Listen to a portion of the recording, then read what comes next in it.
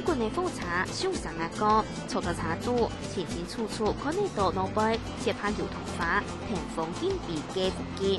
嚟到台北演平海，且对外体验一下油桐花火车的魅力。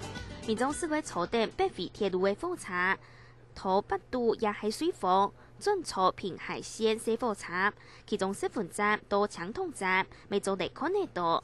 螃蟹蟹的话，8点的景象。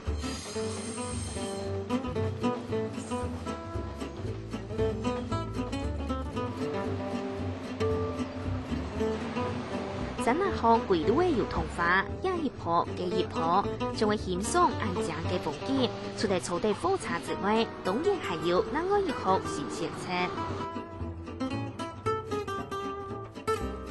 嚟到平海呢，除咗坐地坐電火車欣賞油桐花之外，其實嚟到台北縣嘅一廊6沿途64到67公里嘅位置，其實每周都欣賞到靜靜嘅油桐花。都是住在城市里啊，没有接触到这个大自然啊。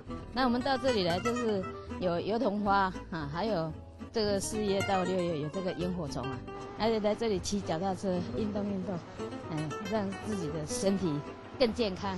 將會騎電自行車欣賞油桐花，做地圖平海茶頭附近內嘅一廊6沿途巷，64到67公里，然69到70公里也條所在，可能到滿山滿園嘅油桐花。頭64公里前，油花拍岸沙嘅附近，沒油桐花啦。一條路騎車會10粒毛，差唔多要3粒線。呢棟上為主自行車，每周嚟到平海生態教育館度假，園內沒有講嘅松梨花，豐富嘅生態池也掉，民眾每周嚟體驗竹下嘅魅力。可以玩天燈，還有可以玩腳踏車自由行。即將到來的就是螢火蟲季，還有呢，可以看到6月雪是什麼？油桐花。相信大家都很想要看到油桐花。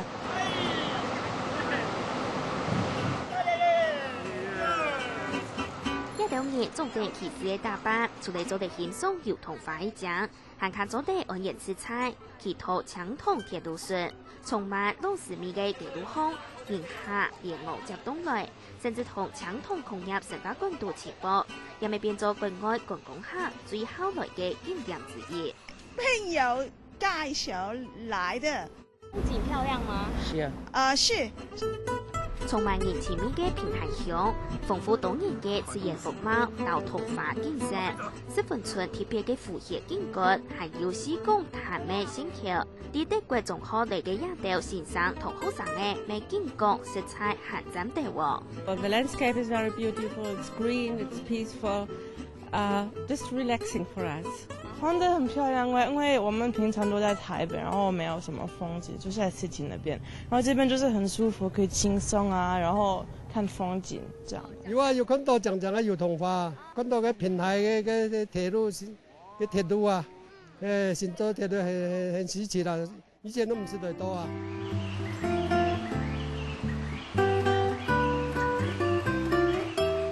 蘇拿連連嘅山那度。斜拍長葉嘅油桐花，還有日頭落山嘅火下，將會圖新5月的榕樹葉、螃蟹嘅動漫，來一種平海，保證唔看得到，唔盲視見怪嘅。下個新聞，小鳳學5月特別報道。